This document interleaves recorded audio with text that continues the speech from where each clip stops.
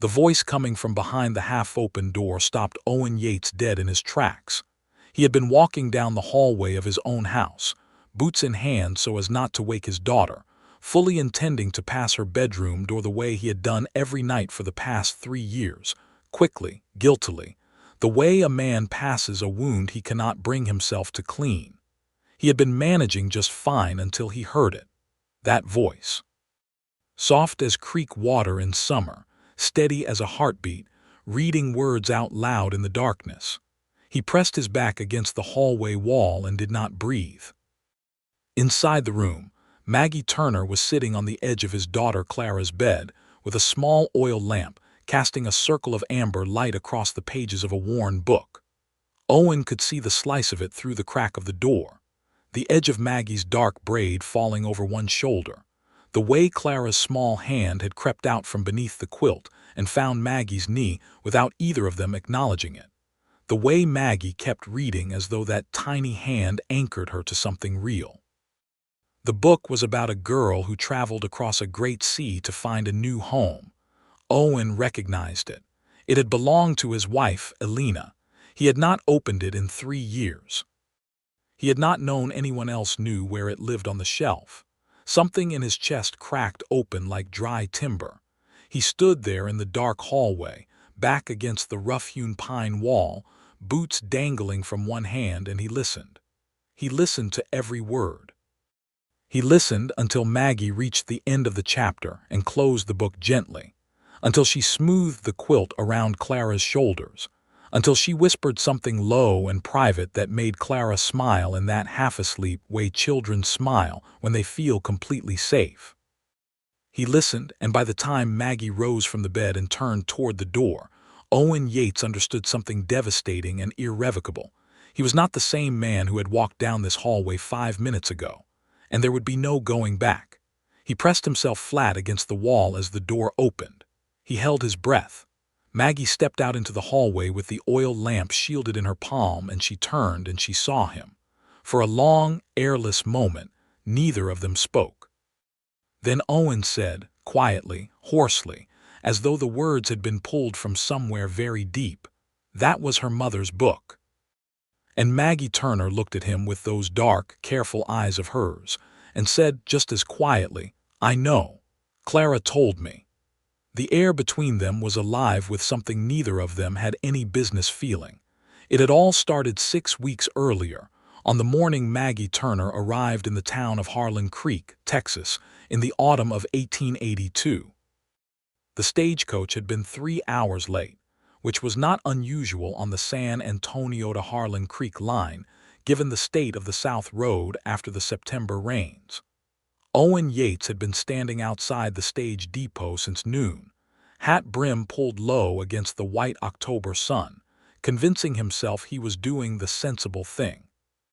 He was a rancher with 140 head of cattle, 600 acres of dry grass grazing land, and a 7-year-old daughter named Clara who had not spoken more than a dozen words to him since her mother had died of fever in the spring of 1879.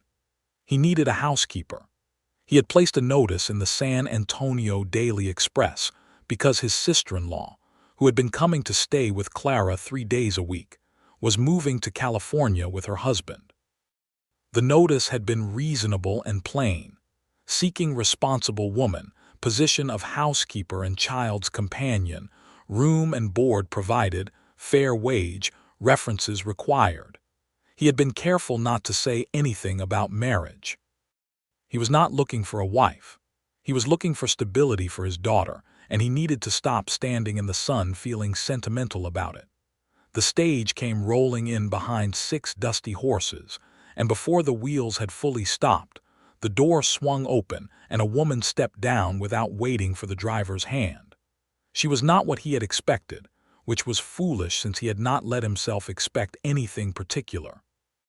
She was perhaps 26 or 27, trim and straight-backed, wearing a dark blue traveling dress that had seen better days but was meticulously clean.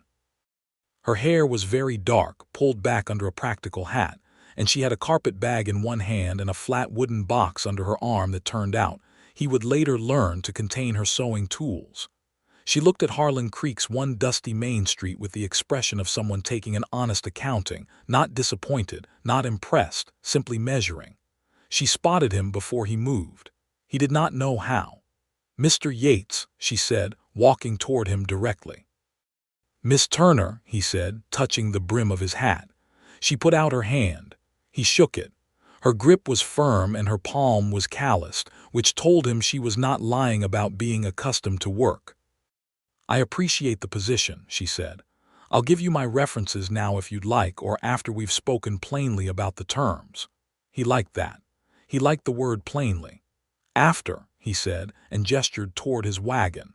She climbed up onto the wagon seat without his help, and he respected that too, though he also felt the faint sting of it the way a man feels the faint sting of being told he is unnecessary.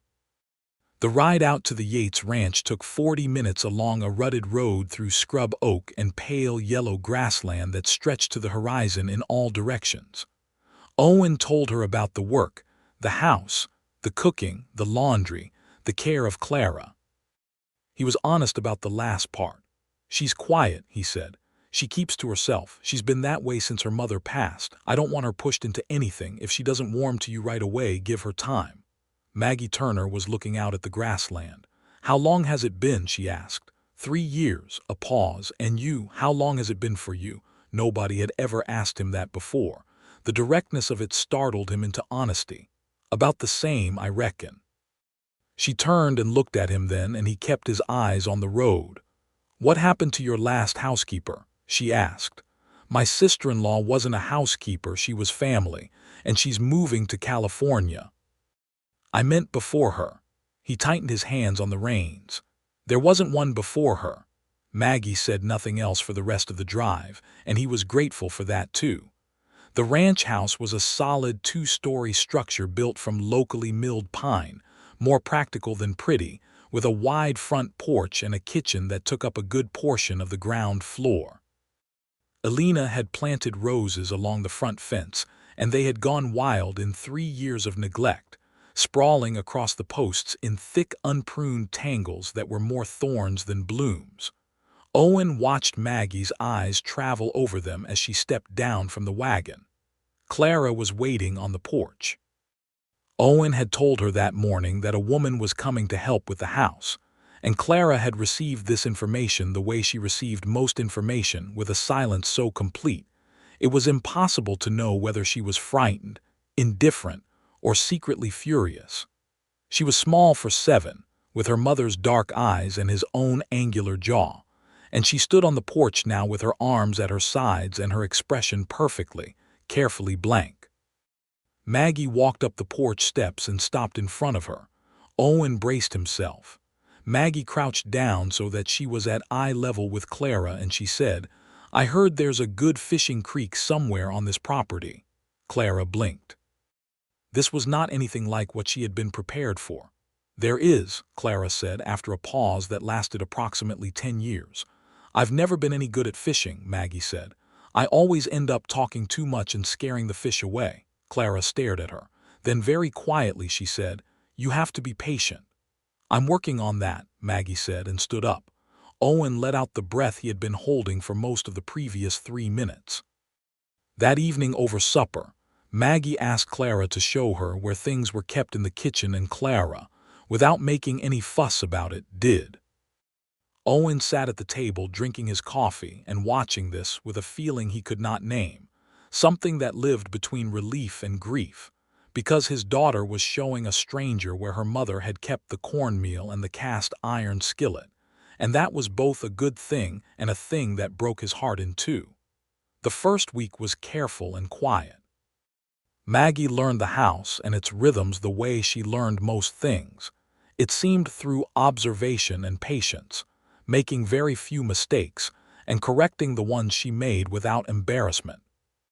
She cooked well, plain ranch food, biscuits and beans and beef, and whatever was growing in the kitchen garden, and she kept the house clean in a way it had not been kept in 3 years without making Owen feel judged for the state it had been in. She talked to Clara the way you talked to someone you respected, without condescension, and Clara responded to this gradually and cautiously.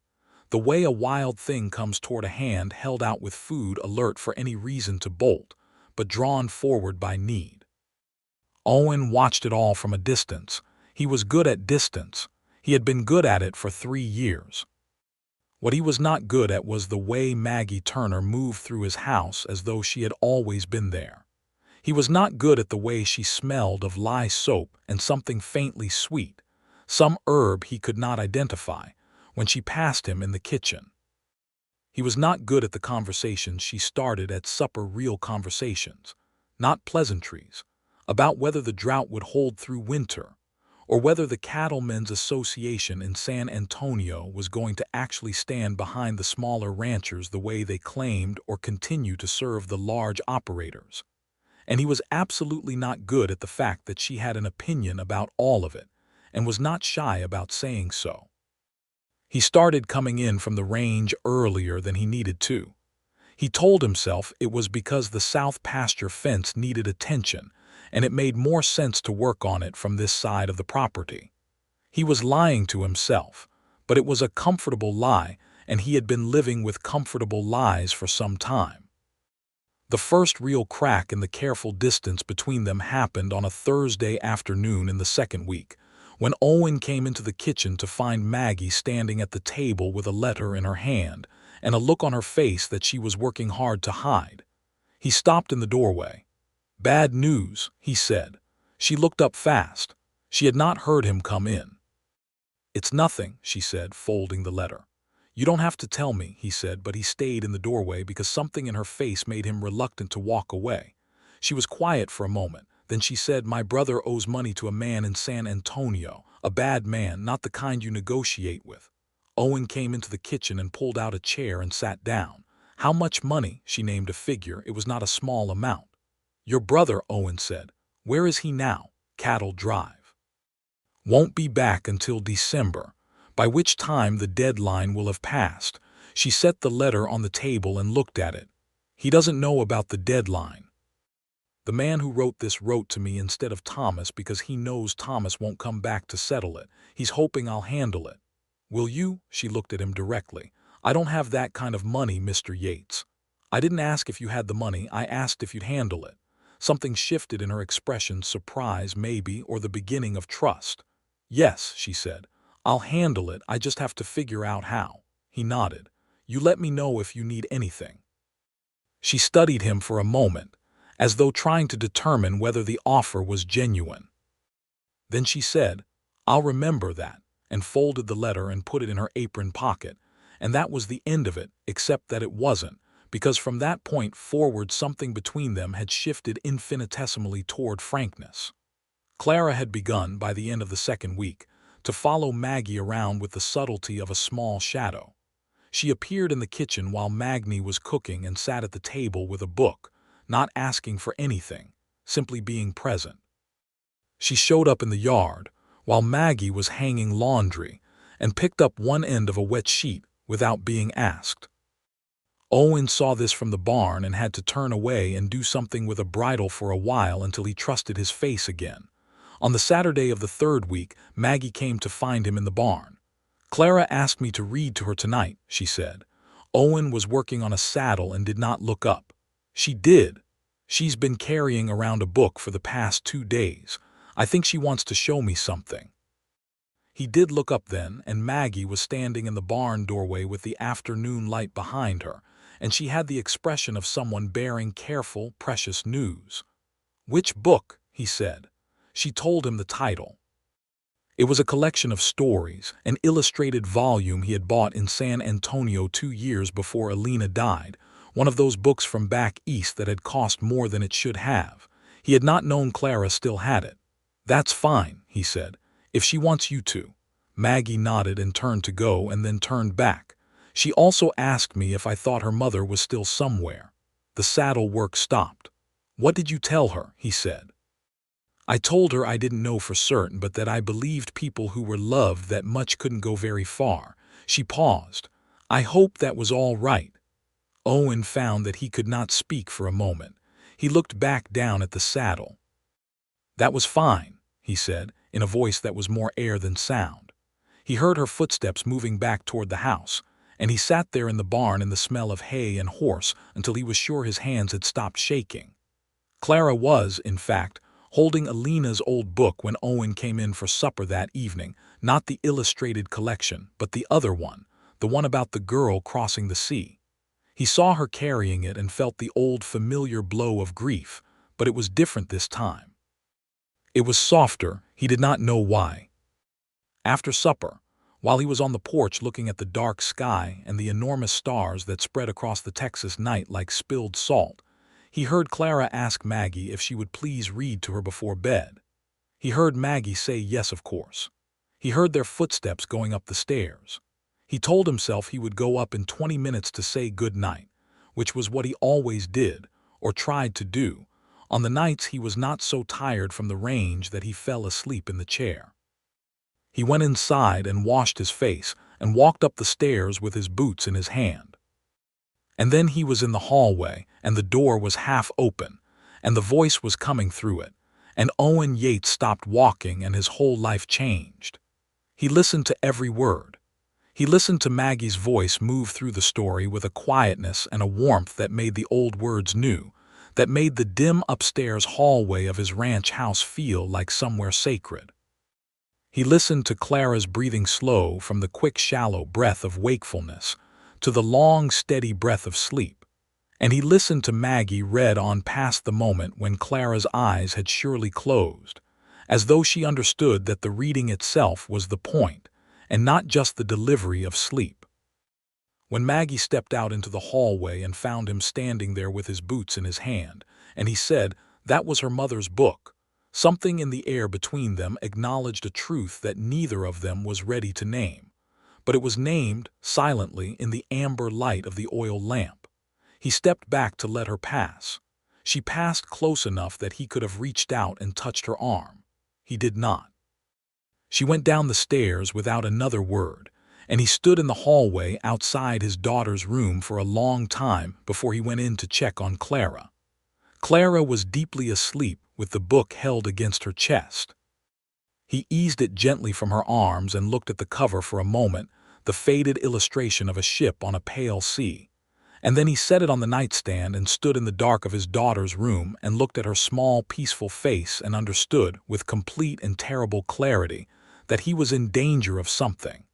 He went downstairs. Maggie was in the kitchen, pouring herself a glass of water from the pitcher, and she turned when she heard him come in. "I should have asked before I took it from the shelf," she said immediately. "You don't have to apologize," he said. "I want to be careful," she said. "With your house, with Clara, I know what I am here and I know what I'm not." That last sentence landed on him like a stone thrown into still water. "What do you mean by that?" he said. Maggie set down the water glass and looked at him with that direct, measuring gaze. "I mean I'm your housekeeper, Mr. Yates. I know my situation." "You're good with her," he said. "Better than anyone has been, including me some days." Maggie was quiet. "I mean that as a statement of fact, not a criticism of myself," he said, because her expression had shifted toward something protective. "Clara needs people around her. She needed someone like you." "She needs her father," Maggie said, quietly but firmly. He was silent for a moment. "You're not wrong about that." "I know I'm not." There was no arrogance in it, just the plain truth spoken plainly. He pulled out a kitchen chair and sat down. After a moment she sat down across from him, and they sat in the kitchen in the lamplight with the night pressing against the windows, and Owen said, "Tell me something. Why'd you leave San Antonio?" She was quiet for a moment. Then she said, "There was a man who thought I owed him something I didn't owe him." Owen waited. "I had a position at a school there," she said, "teaching reading to the younger children. The man who owned the building decided that my employment was conditional on things that had nothing to do with teaching. When I refused him, he had me dismissed and told the school board something untrue about why. I couldn't get another position in the city after that. People believed him because he was a man of property and I was a woman with a carpet bag." The flatness of her tone was worse than anger would have been. It was the tone of someone who had already fought their rage down to a fine, sharp point because uncontrolled rage was a luxury they could not afford. "His name," Owen said. She looked at him steadily. "Why?" Because I deliver cattle to San Antonio twice a year and I know people there. His name doesn't matter, she said. It's done. I left. I answered your notice because the position was honest and the terms were clear and I needed to start over somewhere I wasn't already a story. She folded her hands on the table. I'm good at starting over. He thought about that for a while. The brother, he said. In your letter, the money trouble, she nodded. I could advance you against your wages, he said. Not a loan, just an advance. You pay it back out of what you earn. She stared at him. You would do that. I said I would help if you needed it. You said let you know, not that you'd give me money. Same thing. She looked at her hands on the table, then she said, I'll think about it. Don't think too long, he said, standing. You said there was a deadline. She looked up at him, and in her expression was something layered and complicated, gratitude tangled with wariness tangled with something else she quickly put away. Thank you, she said. Get some sleep, he said, and went out to the porch, because he needed the cold air and the enormous stars and the simple, uncomplicated darkness of the Texas night. He stood there for a long time. The trouble arrived, as trouble always does in the Wild West, without a great deal of warning. It came in the form of two men who rode up to the Yates property on a Tuesday morning in November, when Owen was out in the far north pasture with his ranch hand, a taciturn old man named Bert, and Maggie was alone in the house with Clara. She heard the horses and looked out the kitchen window, and the sight of the two men froze her where she stood. She knew one of them, not well, but enough.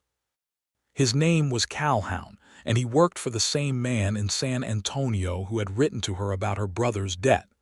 Clara was at the table doing her letters. Go upstairs and stay there, Maggie said, keeping her voice level. Clara looked up, reading the tension in Maggie's stillness.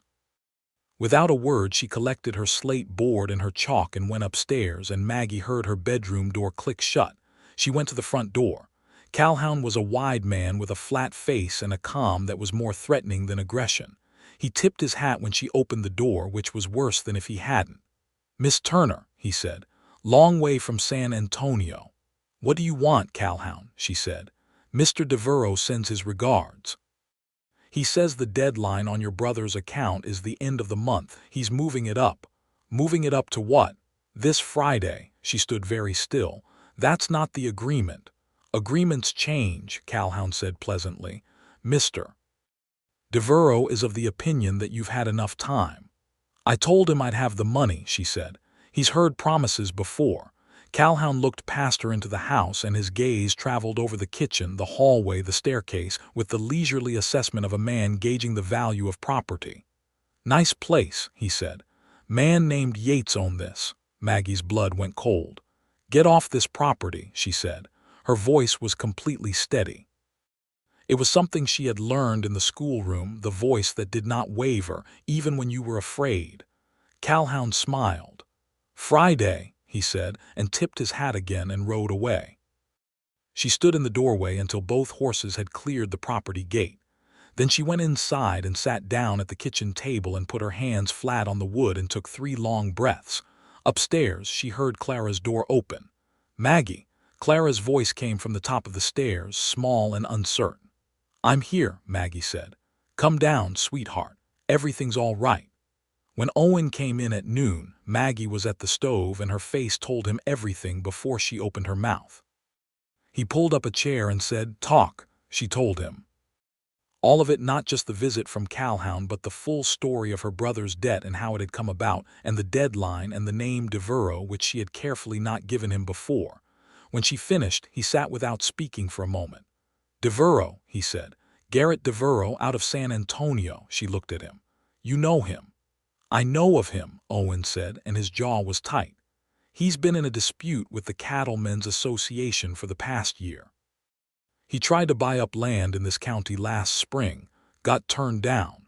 He runs money at high interest to working men, and then calls the debt when he knows they can't pay, takes the property, sells it. He looked at Maggie directly. Your brother's cattle are the collateral on the note. Yes. So if Thomas can't pay by Friday, Devereaux takes the cattle. That's right. Owen was quiet for a moment. "How much?" she told him. He nodded once very slightly and said, "I'll write the bank draft today. You take it to his man Friday and that's the end of it." Maggie stood up from the table.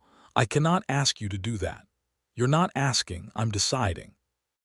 Owen, it was the first time she had used his given name and they both registered it. She corrected herself. "Mr. Yates, this is not your debt." "No," he said, "but you are my responsibility while you're on my property, and Devereaux sent his man onto my property to threaten you, and I will not have that." The anger in his voice was quiet and absolute, the kind that does not shout because it does not need to. "There are no good men in this county who don't know what Devereaux is. Letting him collect this debt means letting him win, and I am not built for that." She stared at him. "Furthermore," he said more quietly, "you need the advance anyway to pay him back regardless, so the money was always coming from me. The only question was the timing." She sat back down.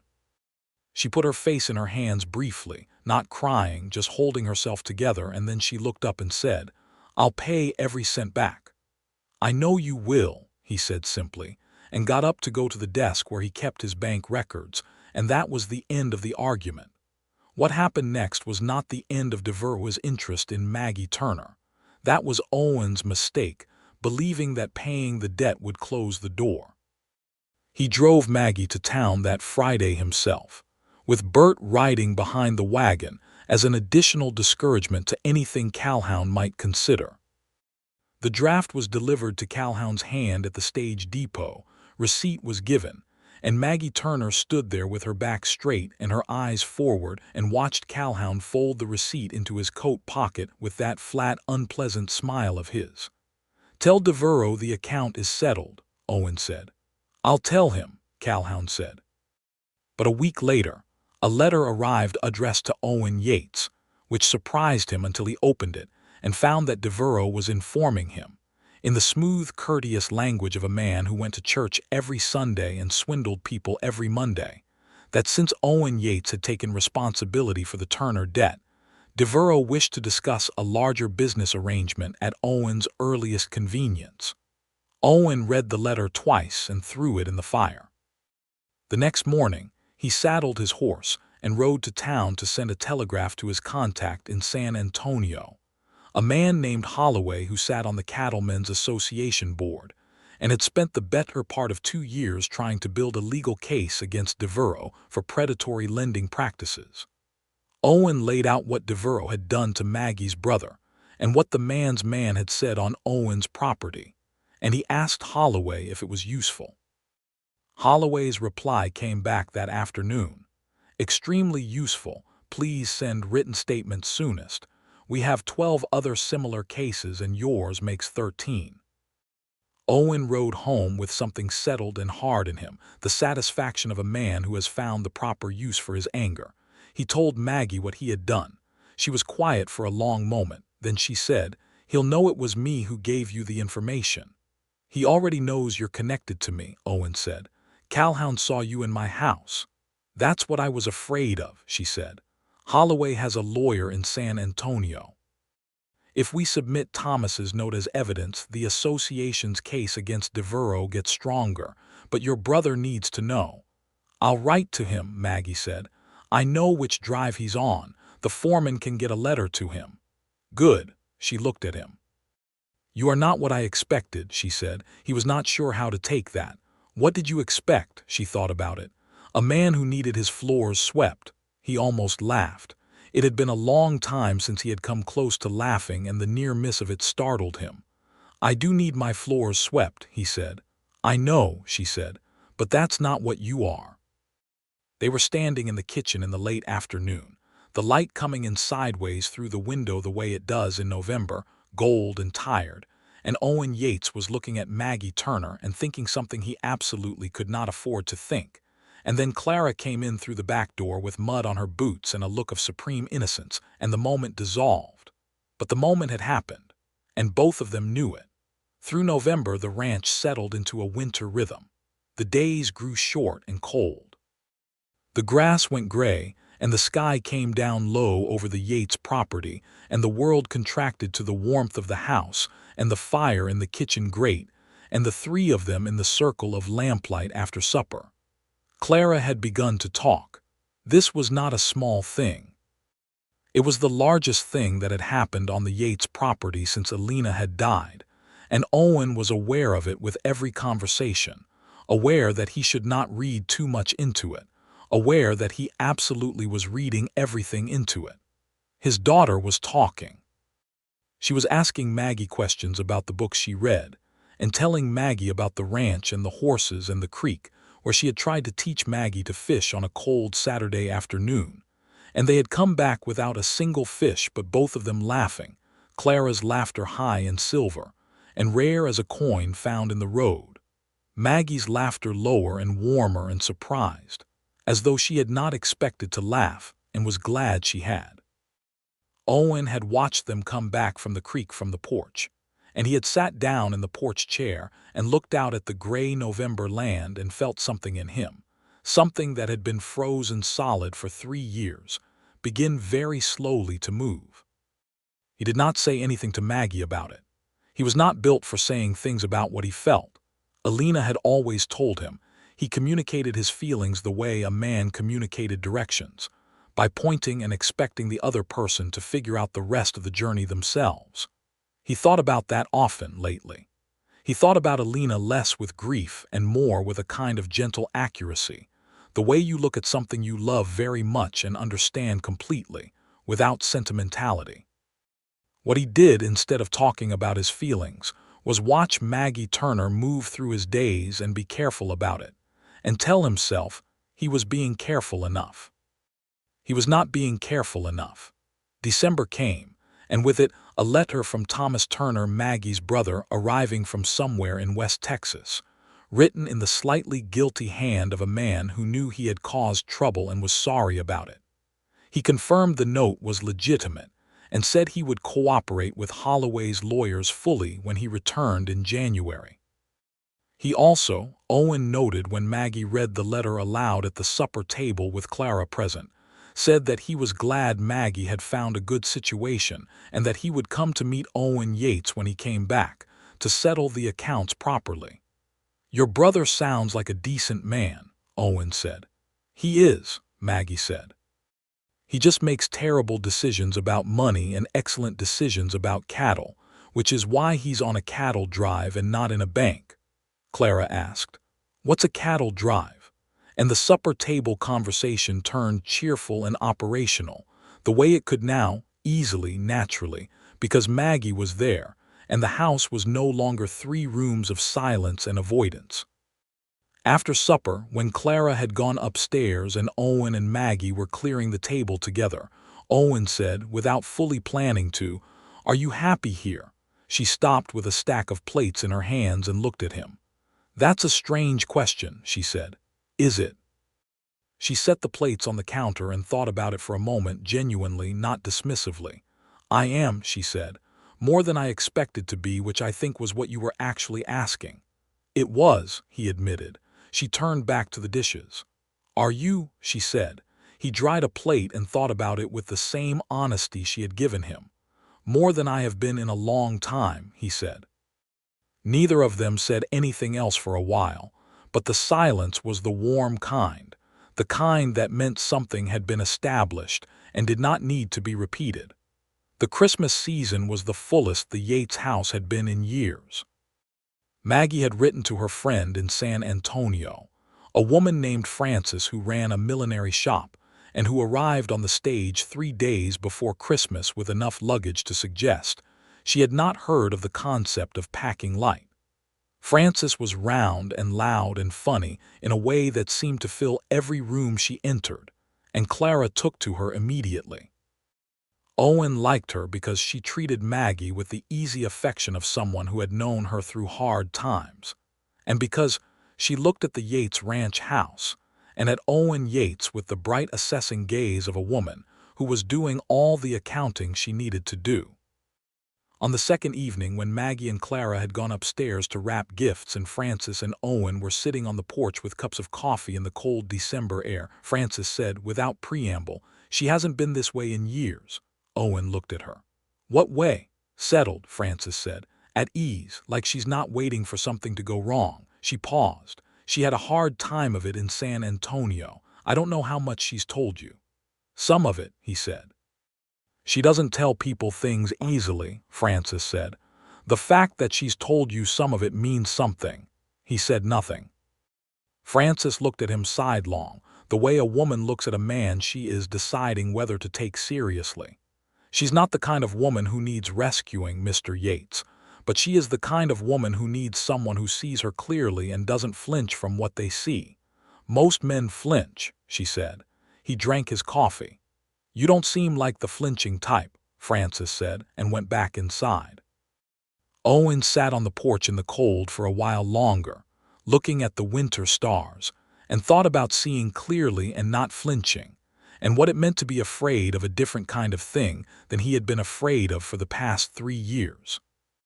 On Christmas Eve, after a supper that was richer than anything that had come out of the Yates kitchen in recent memory, Maggie sat down at the small upright piano in the front room, an instrument Owen had not touched since Alina died and had half forgotten was there, and played carols while Francis sang in a voice that was big and slightly off-key and wonderful, and Clara sat on the rug with her knees drawn up and the firelight on her face and her eyes wide and bright. And Owen sat in the chair by the fire and watched it all and knew something in his chest had shifted so completely that it was never going back to where it had been. He caught Maggie's eye over the piano and she was smiling at him, not a careful smile, not the measured professional expression she sometimes wore, but a real one, warm and unguarded, and he smiled back, and it was the first real smile he had worn in longer than he could account for. After Clara and Francis had gone to bed, he stayed by the fire and Maggie came back from the kitchen with 2 cups of coffee and sat in the chair across from him, and they really talked, the way they had begun to do more and more often, about everything and nothing, about the ranch and the cattle and Maggie's years teaching children to read and what she had loved about it and what she wanted, eventually, to do with her life beyond keeping house, and about Alina. Which was the first time Owen had talked about Alina to anyone other than a brief sentence here or there since she had died. He told Maggie that Alina had been funny. That was the thing people didn't know. They heard the word widow and they thought of something soft and sad. But Alina had been funny, dry and quick, with a habit of saying the most accurate thing about a situation in the least number of words possible. He had loved her without complication, which was the rare and lucky kind of love that not everyone got, and losing her had been like losing a limb, not metaphorically but practically. He had not known how to do the simplest daily things for a while because everything had been so arranged around another person, and then that person was gone. Maggie listened without interrupting. Clara's like her, he said. The quietness. Alina was quiet too, but not the sad kind, the thinking kind. Clara thinks a great deal, Maggie said. She told me last week that she thinks the creek moves slower in winter because it's tired. He looked at her. She said that. She also said she thinks the horses know when it's going to rain before anyone else because they can feel it in their knees.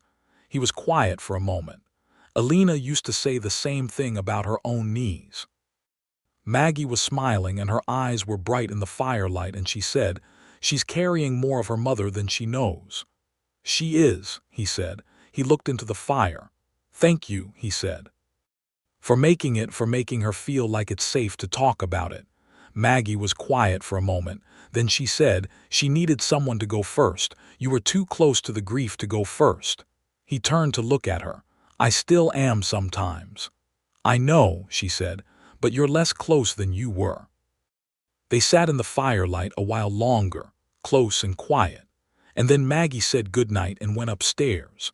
And Owen sat in the empty front room and looked at the dying fire and thought about dark pasts and new beginnings, and the specific terrifying weight of falling in love with someone when you had already known love and lost it, and were not sure you had the courage for it again. He did not sleep well that night. Christmas Day was full and bright. Clara's face over her gifts, the best gift Owen had received in 3 years. Maggie moving through the house with an ease that still struck him as remarkable, Frances eating 3 plates of everything, and declaring the ranch house absolutely fit for habitation, which she had apparently been uncertain about on arrival. When Frances left on the 27th, she hugged Maggie for a long time at the stage depot and then turned to Owen and shook his hand and said, "You know what you've got, Mr. Yates," and got on the stage before he could figure out whether she was talking about the ranch. He suspected she was not talking about the ranch. January brought Thomas Turner. He arrived on a Thursday in a borrowed wagon that had seen considerably better days, a big fair-haired man in his early 30s with his sister's directness and none of her reserve.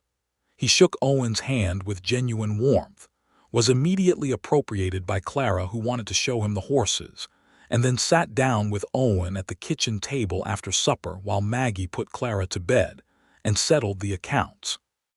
He paid back what he could of what Owen had advanced. It was not the full amount, but it was a solid portion of it, honest money from his wages, and he put the rest down on a repayment schedule that Owen thought was fair and said so.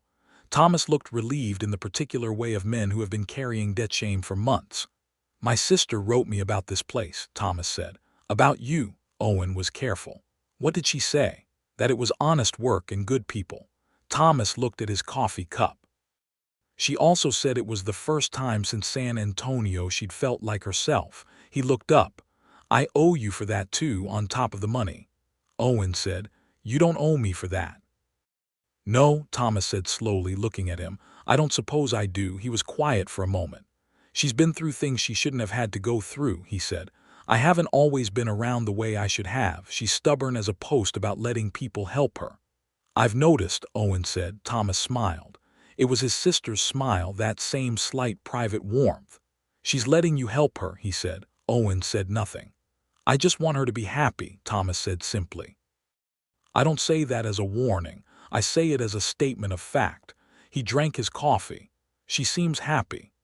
They sat for a while in the easy silence of men who understand each other without a great deal of words.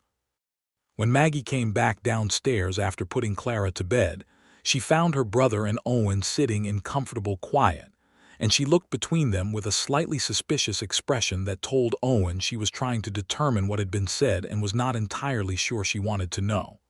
"All settled?" she asked. "All settled," Owen said. She looked at her brother, who returned her look with an expression of perfect innocence that clearly fooled neither of them. She sighed. "I'm making tea," she said, and went to the stove. Thomas left the following Saturday, and the house settled back into its 3-person rhythm, which Owen had grown so accustomed to that the week without Thomas felt, paradoxically, both more peaceful and more pointed, as though something had been said, and now the house was waiting for him to respond to it. In February, Holloway's lawyers filed their case against Devereaux with the San Antonio courts. Owen and Maggie both submitted written statements. Thomas submitted his own from West Texas by post. The case did not go to trial immediately. These things moved at the pace of the legal system, which in 1883 Texas was the pace of a heavy wagon on a muddy road. But Holloway sent word that the judge had agreed to hear the matter in full, and that Devereaux had already begun making financial settlements with several of the complainants, in what the lawyers considered to be a sign that his counsel had told him the case was unwinnable. Maggie read Holloway's letter at the kitchen table and then folded it and set it down and sat very still for a moment. "It's over," Owen said. "Almost," she said. "When the court rules, then it's over." "It's over enough," he said. She looked at him. Then she said, "I've been thinking about something." He waited. "My position here," she said. "When I came, it was housekeeper and companion for Clara. Those were the terms." "They were," he said. "Clara doesn't really need a companion anymore," Maggie said carefully. She's opening up. She's going to school in town come April, and she'll have friends her own age, and she—" "Are you saying you want to leave?" Owen said. His voice was flat, and he could not tell if the flatness was protection or shock. Maggie met his eyes. "I'm saying the terms of our arrangement are not what they were, and I think we should be honest about that." "I'm not asking you to leave," he said. "I know you're not." "Then what are you saying, Maggie?" She looked at him steadily, and in her face he could see something very courageous, the courage of someone who has been hurt before and is choosing honesty anyway. "I don't know what I'm here anymore," she said. "And I need to know, because if I'm just the housekeeper, then I need to manage my feelings accordingly. And if I'm something else," she stopped. She looked at her hands. "I don't want to assume something that isn't there. I've done that before." It was humiliating and it hurt. The kitchen was very quiet. Owen put down his coffee cup and leaned forward with his elbows on the table and looked at this woman sitting across from him, this honest, direct, careful, brave woman, and he said, "You are not just the housekeeper. You have not been just the housekeeper for a long time, and I think you know that." She did not look away. "I'm not an easy man," he said. I don't say things easily. I keep things in. Elena used to say I communicated sideways like a crab." He saw Maggie's mouth twitch slightly at that. "I don't know how to tell you what I want without it coming out wrong. But I know that when you're in this house, the house is alive in a way it wasn't before, and I know that when I think about you leaving, I can't." He stopped, tried again. "I don't want you to leave, and it's not about the housekeeping." Maggie was watching him. Her eyes were very dark and very still. "Then say it plainly," she said, "because I'm not going to assume." He looked at her. He said, "I want you to stay, not as my housekeeper. I want to know if this is something we can build on, you and me. The way we've been, I want to know if you want that too." A long pause. The fire crackled in the grate. "Yes," she said, "I want that." The words sat in the kitchen like a gift. They sat at the table and looked at each other with the slightly dazed expressions of two people who have been very careful for a very long time and have just agreed to be less careful, and neither of them knew quite what to do with their hands. Owen started. "We could." Maggie started at the same time. They both stopped. Then Owen said quietly, "Come to supper with me Saturday, in town, just the two of us. Let Clara stay with Bert's wife." A pause. "If you'd like," Maggie said, "I'd like that very much."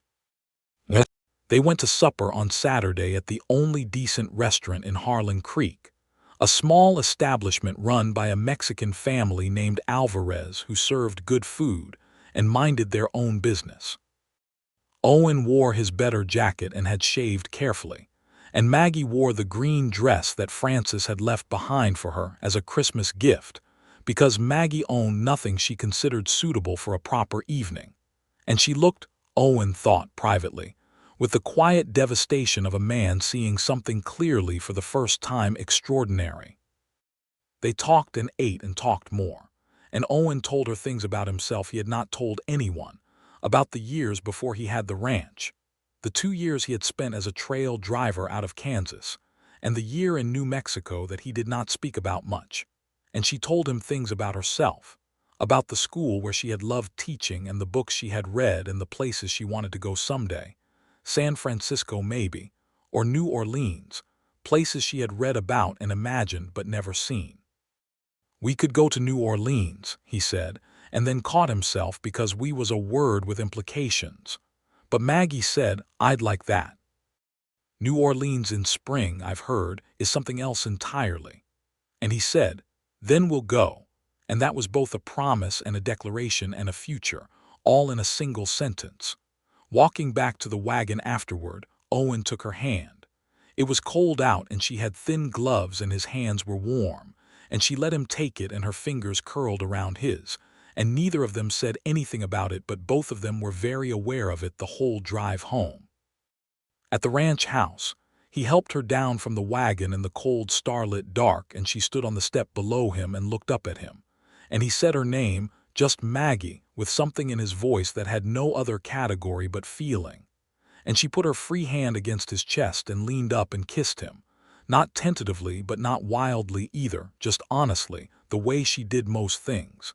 And he kissed her back, both hands at her face.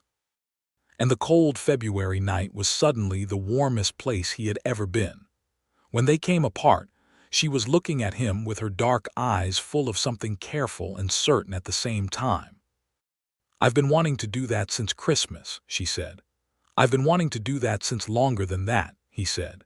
She smiled, that real warm, surprised smile, and went inside, and he stood in the cold yard for a moment longer, looking up at the stars, feeling like a man who has just been given back something he had not thought he would ever have again. The weeks that followed were full of small revelations. Owen found that he had opinions about Maggie Turner that he had been sitting on for months, that he loved the way she read, that he loved the way she argued when she thought he was wrong, that he loved the way she was with Clara, gentle and direct and without agenda, teaching her without performing at it. He also found that he could say these things now, not easily. He was still a crab about it, sideways and indirect, but she was patient with his oblique communications and translated them back to him in plain language, which he suspected she had been doing since November. Clara noticed. Children always notice. She said nothing for a while, and then one evening at supper she said, with the expression of someone delivering a verdict, "Maggie should stay here forever." The adults looked at each other. "I'm working on that," Owen said. Clara looked satisfied and asked for more biscuits. Maggie caught his eye across the table with an expression that managed to be both flustered and delighted at the same time, and Owen thought, This is the thing. This is the kitchen and the table and these two people, and I am not going to waste another day being cautious about it." In March, the court ruling came through from San Antonio. DeVerwe's case was decided against him on 11 of 13 counts, including the Turner note, which was declared void as part of a predatory lending scheme. He was fined heavily and ordered to make restitution to all affected parties. Holloway sent a full report and a copy of the judgment. Owen and Maggie read it together at the kitchen table, and Maggie put the papers down afterward and exhaled slowly, the long, slow exhalation of someone finally setting down a weight they have been carrying for a long time. "It's done," he said. "It's done," she agreed. He looked at her across the table and said, "Maggie, I want to ask you something." She looked up. He was not a man who did things by half measures when he had made up his mind. He had made up his mind. He said, "I want to ask you to marry me. Not because it's practical, not because of Clara, not because of any reason except that I love you and I want you to be my wife and I want to build something with you. I'm not asking you to replace Alina. I'm asking you to be yourself, exactly as you are, in the life we can make together." He paused. "I know I'm not always easy to understand. I'm working on that, but I want to try with you." Maggie Turner looked at him for a very long moment. Then she said, "I love you too, Owen. I have for a while.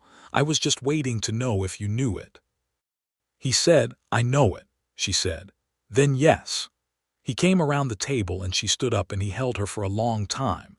And outside the kitchen window the March wind was moving through the new grass, and the wild roses on the fence were showing their first tentative green buds, and everything was starting over properly, with all the things they had carried laid down and the road ahead long and clear and wide open. They told Clara that evening. Clara listened to her father's careful explanation that Maggie was going to stay permanently, as his wife, as part of their family, with the serious expression of a child who is processing information of great importance. Then she looked at Maggie and said, "Does that mean you'll read to me every night?"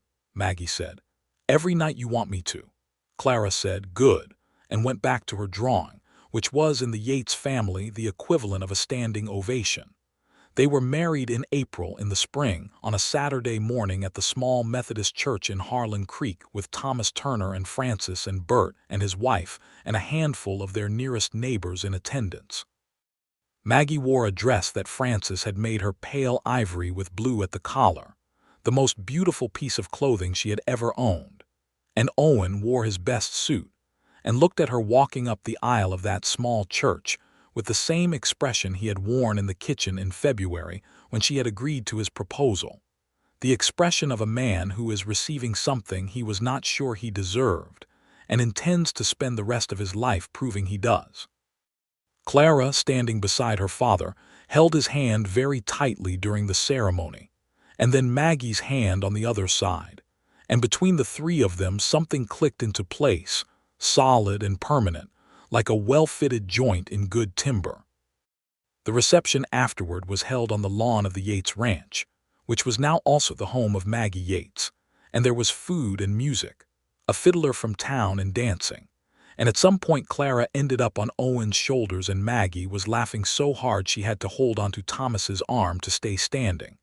And the afternoon sun lay over the ranch in long golden bands, and the roses on the front fence, Alina's roses, were in full extravagant bloom, pink and white and wild. Summer came full and hot, and full of small, ordinary excellences that Owen had forgotten were possible.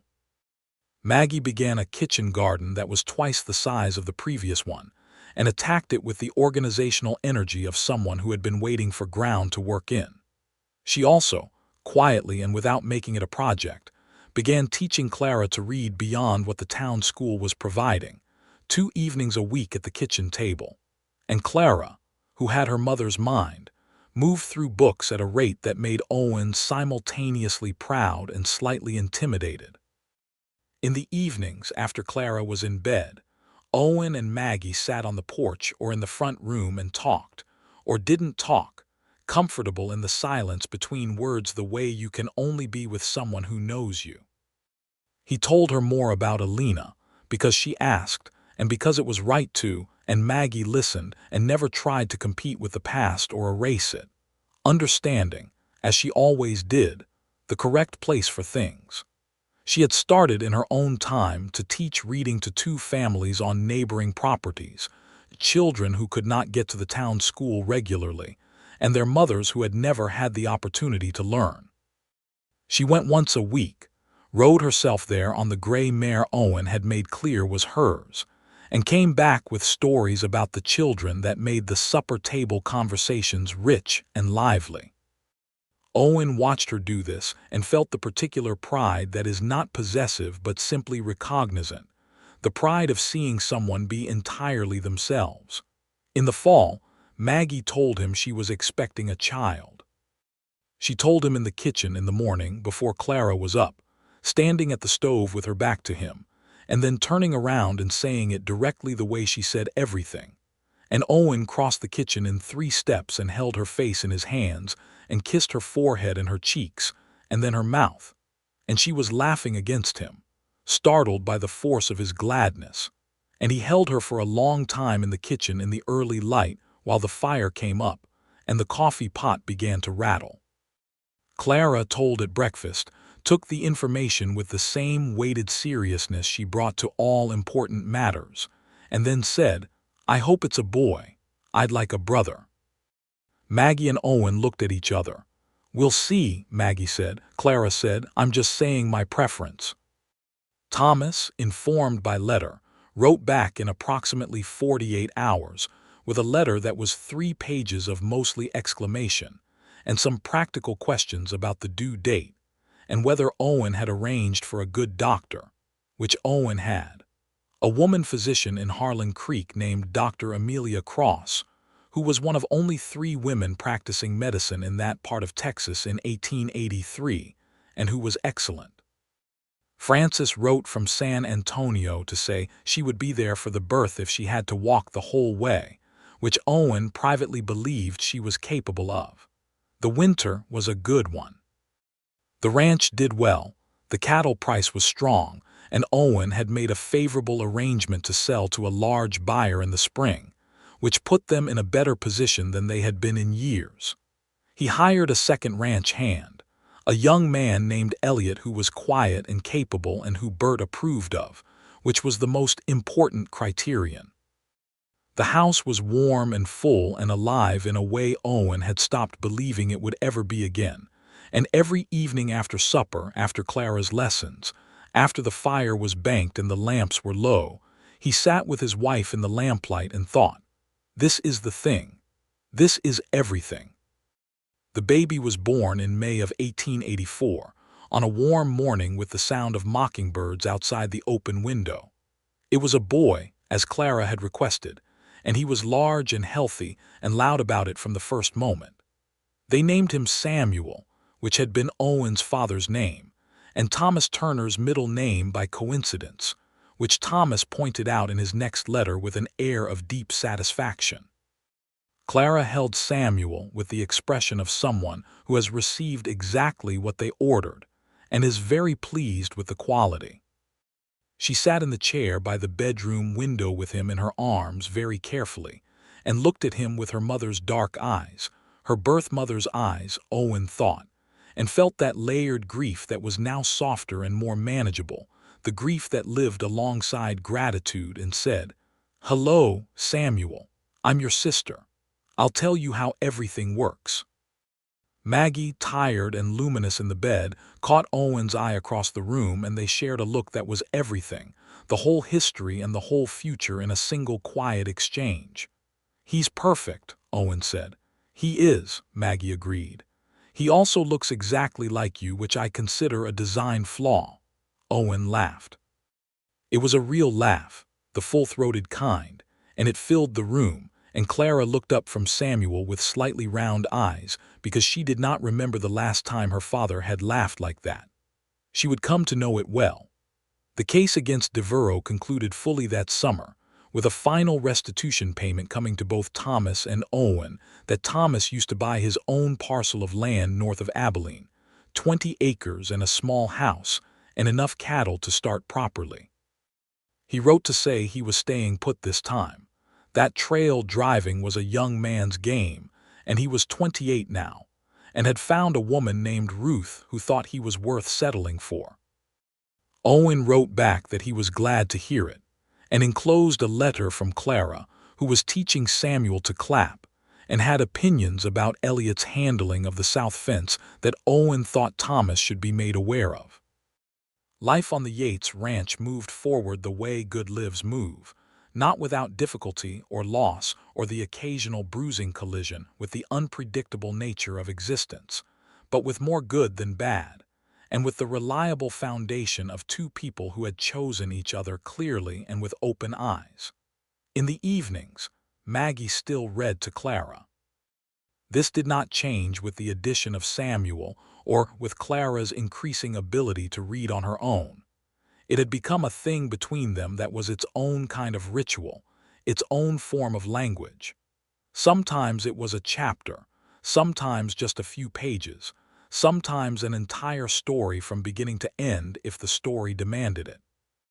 Owen still passed the door sometimes and heard the voice coming through the half-open crack, still felt the echo of that first night in the hallway with his boots in his hand and the world shifting on its axis. He no longer stood in the hallway. He pushed the door open and sat in the chair in the corner, and listened with his long legs stretched out, and his arms folded, and Samuel either asleep in the cradle nearby or awake, and listening with the unfocused attention of a very small person who does not yet know what words mean, but knows what warmth sounds like. Clara would look up when he came in and make a small acknowledging face and continue listening. Maggie would look up at him over the top of the page, and her eyes would warm in the lamp light, and he would think, "I almost didn't come down the hallway that night.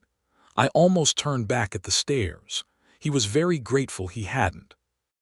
One autumn evening when Samuel was 6 months old and Clara was 9, and the ranch was settling into its second winter with all of them in it, Owen came inside from a long day on the range to find Maggie in the kitchen with supper on the stove, Samuel on her hip babbling contentedly at the pots, and Clara at the table doing her reading by lamplight.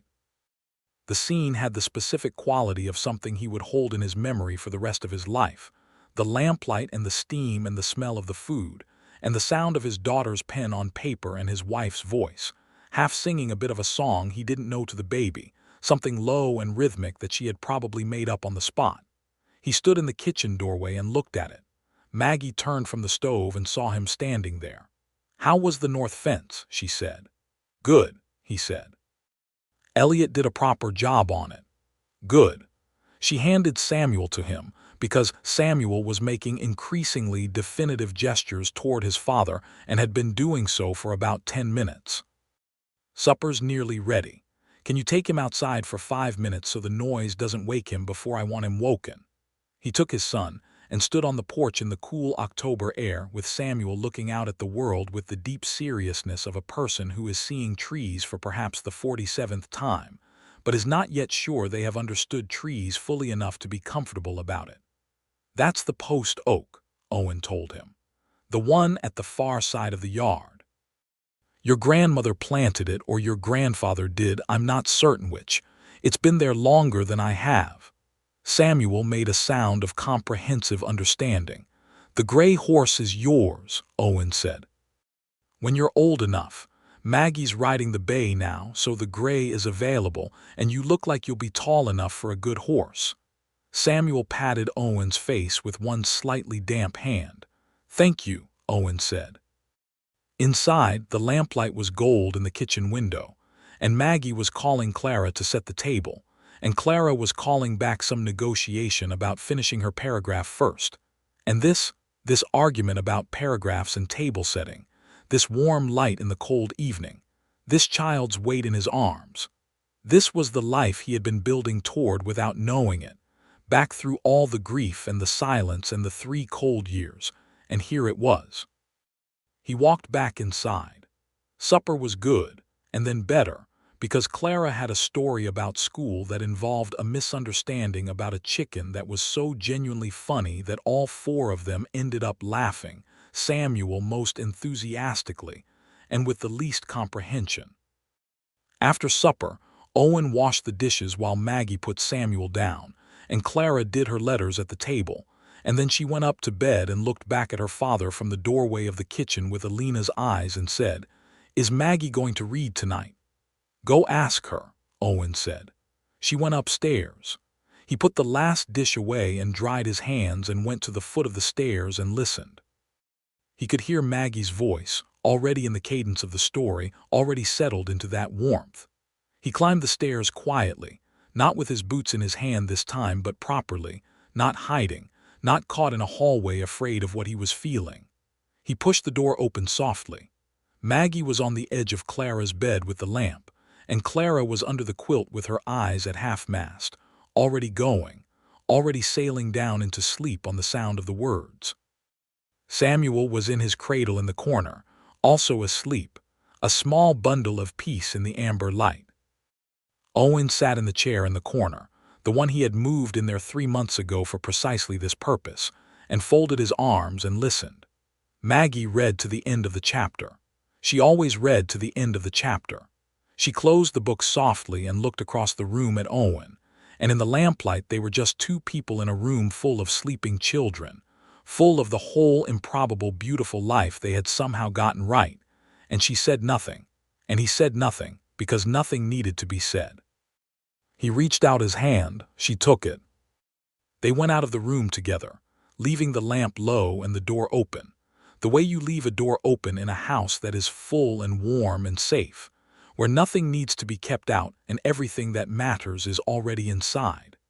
Downstairs, the fire was banked and the night was wide and cold over the Texas land, and the stars above the Yates ranch were the same enormous, uncountable stars they had always been. Maggie stood at the kitchen window and looked out at them, and Owen stood behind her with his hands on her shoulders, and she said, "Thomas is coming in December with Ruth. She's expecting." "Already? Thomas works fast," she said dryly. He laughed softly. "We'll have room. We'll put them in the spare." "That's what I thought." She leaned back against him. "Samuel's going to have a cousin near his own age. Clara will be insufferable," he said. "She'll try to organize all of them."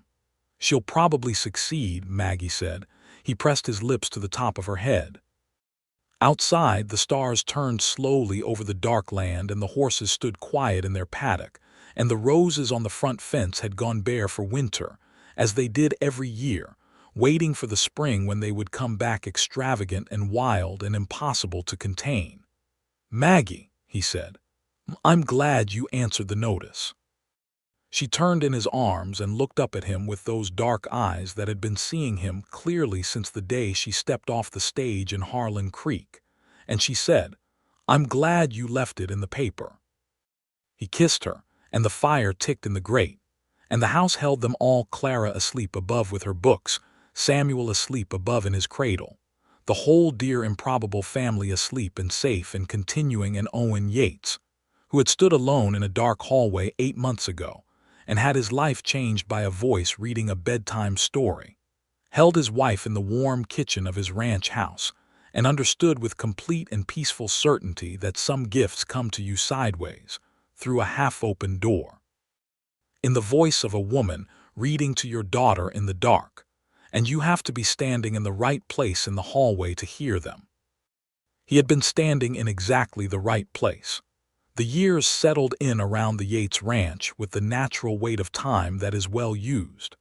Samuel grew sturdy and loud and entirely himself, with Owen's height and Maggie's directness, and a sense of humor that seemed to belong only to him.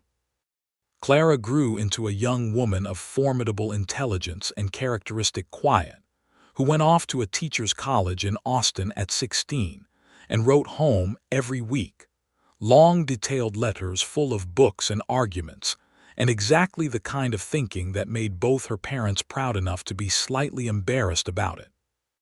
Thomas and Ruth came every Christmas with their children, 3, eventually in 6 years, 2 girls and then a boy. And the Yates house at Christmas was full of noise and Boots and laughter and Francis, who visited every year without fail and who had, somewhere along the line, become as essential to Christmas at the Yates ranch as the tree itself. Maggie expanded her reading lessons into a proper small school on the property by 1886, operating out of the front room 2 afternoons a week. By 1888, there were 11 students from 4 neighboring properties, and the Harlan Creek School Board, after some initial resistance from men who had opinions about women in formal positions, agreed to formally recognize it and pay a small county stipend. Maggie accepted the stipend and used it to buy books, and when the board member with the strongest opinions came to inspect the school and found 11 children reading above their expected level and 2 mothers who had learned to read alongside their children, he did not have much to say against it. Owen watched all of this the way he watched most things worth watching, from close enough to help, far enough not to interfere, and with a pride so large he had to work to keep it sideways. They had, in the winter of 1887, a second son. They named him Daniel.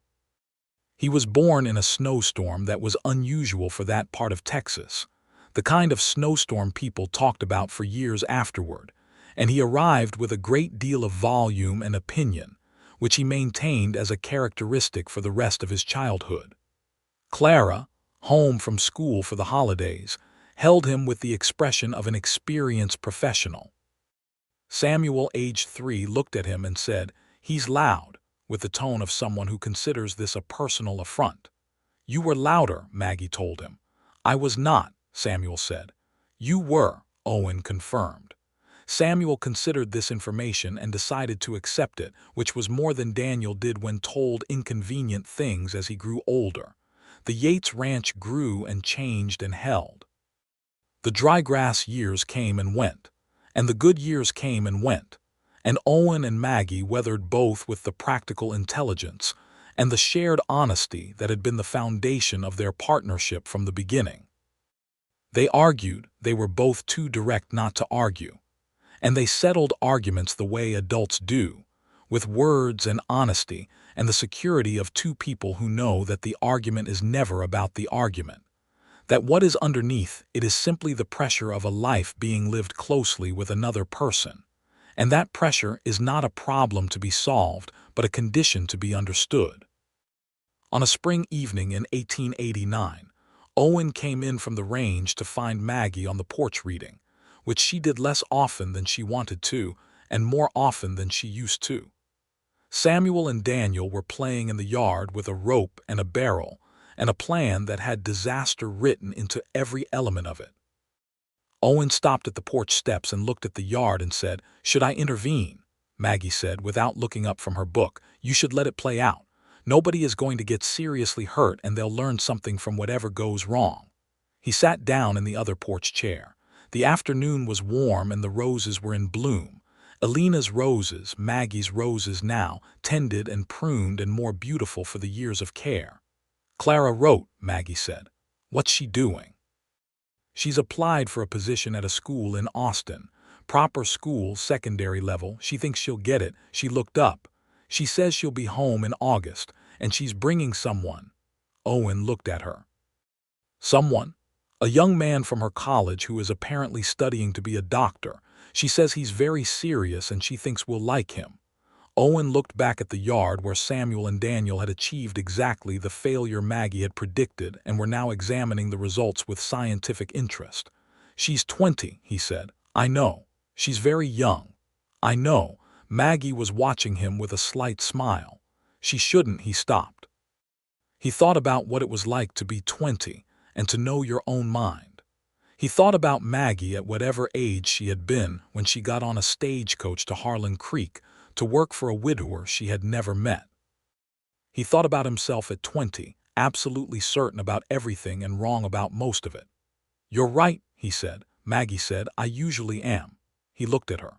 She was still smiling and the afternoon light was in her hair and she was exactly herself, intelligent and clear-eyed and warm, and he thought, 22 years. Well, no, 7 years. 7 years since the notice in the paper, 6 since the hallway, 6 since the kitchen in February. Not 22. But it felt like the length of something proper, something established.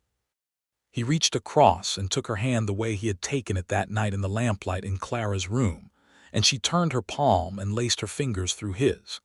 In the yard, Samuel and Daniel had rebuilt their apparatus in a way that was clearly going to produce a second and possibly more spectacular failure, and were very pleased about it. The mockingbird in the post oak was singing the same 4 notes over and over, the way mockingbirds do when they have found something worth repeating. The roses on the fence were pink and white and impossibly alive. And Owen Yates held his wife's hand on the porch of the house they had built together, in the life they had built together, out of grief and honesty, and one night in a dark hallway, and he was, without complication, entirely happy. That was the thing about love that arrived quietly, through the crack of a half-open door, in the voice of a woman reading to your child in the dark. It didn't ask permission. It didn't announce itself. It simply stood in the hallway and waited for you to stop walking and listen. And when you listened, really listened, all the way to the end, the story turned out to be yours.